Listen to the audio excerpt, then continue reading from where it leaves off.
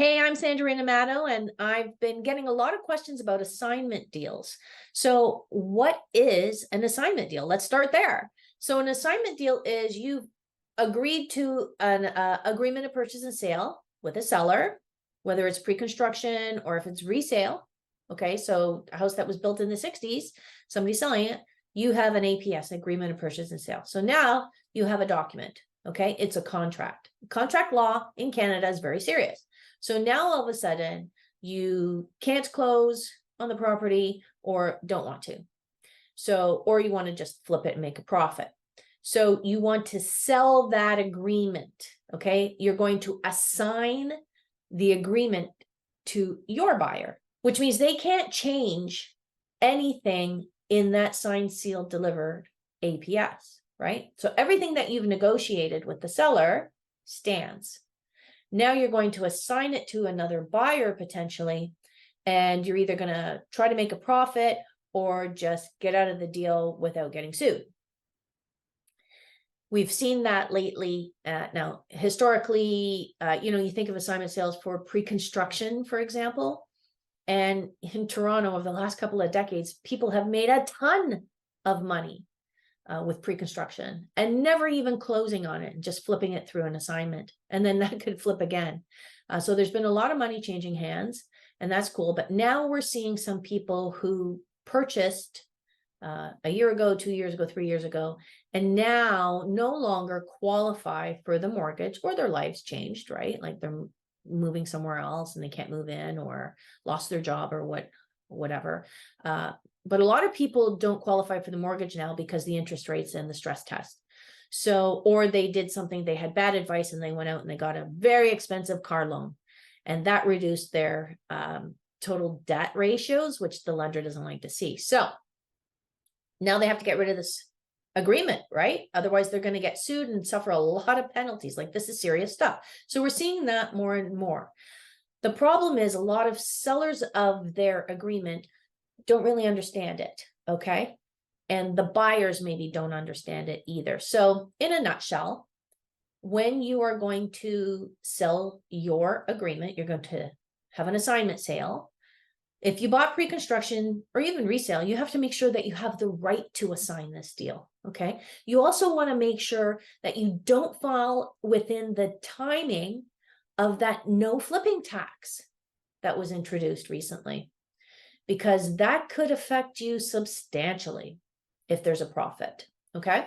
So what you're going to disclose to the buyer, let's assume you have the right to assign. There might be a fee involved, okay? So read your contract. Of course, I sincerely hope that you took your deal to a lawyer during the conditional period. If it was pre-construction condo, you got a 10-day cooling off period. During that time, you take that contract to your lawyer, and you choose a lawyer who is familiar with pre-construction deals, because every contract's different. Every contract is different. Same builder, different projects, different contracts.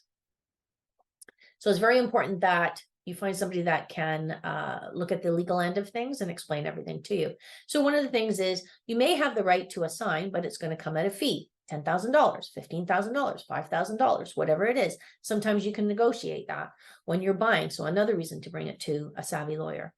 The other thing that you might want to look into and make sure that you understand the ramifications of this is whether or not you have the right to promote this to the public online, including MLS, but not exclusive. So you can't even put it on your own website, for example, to sell this. If it says that in there, there might be some serious ramifications, which, for example, might put you in breach of contract, and you could lose your entire down payment.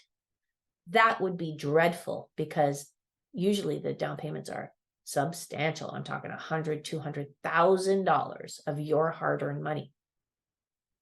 When you are going to sell, this buyer's going to want to know how much you're asking. They also want to know, and they have a right to know, what the original agreement of purchase and sale, what the price was that you agreed on. How much did you pay for upgrades?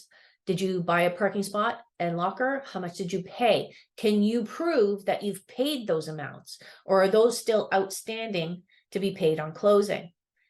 How much is the interim occupancy fee? So once you take possession, builder says, okay, you've got, you're going to get the keys tomorrow, 30 days from now, and you're going to move in.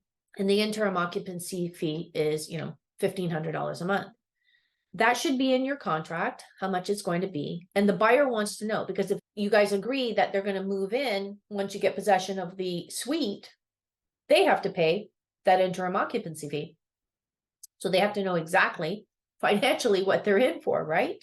Other caveats, other stuff in the agreement of purchase and sale, you're going to have to hand over a copy, a true copy of your agreement, so that the buyer knows exactly what you're selling and exactly what they could be buying. Now, like I said, this could be on a resale. So you bought Stella's house, and Stella's house, she's been living there for 5 years, and the house was built in 1980. It doesn't matter. You can still assign that sale if you have permission. So you bought the house from Stella, and Jane is your potential buyer. So you paid $1 million, or you agreed to pay Stella $1 million for her property. And now you're trying to sell it to Jane for 1.2. Who gets that extra $200,000? Where does it go? Does it go to Stella? No, it goes to you. Stella still gets $1 million. So Stella may not, if she has the right to turn down an assignment, like not give you the right to assign, she might say no. Okay, so before you do anything, you want to make sure that you know who is going to be able to grant you the right. Do you have to request the right, or do you already have the right to assign? So that's just assignment sales in a nutshell. There's a lot more to know about that.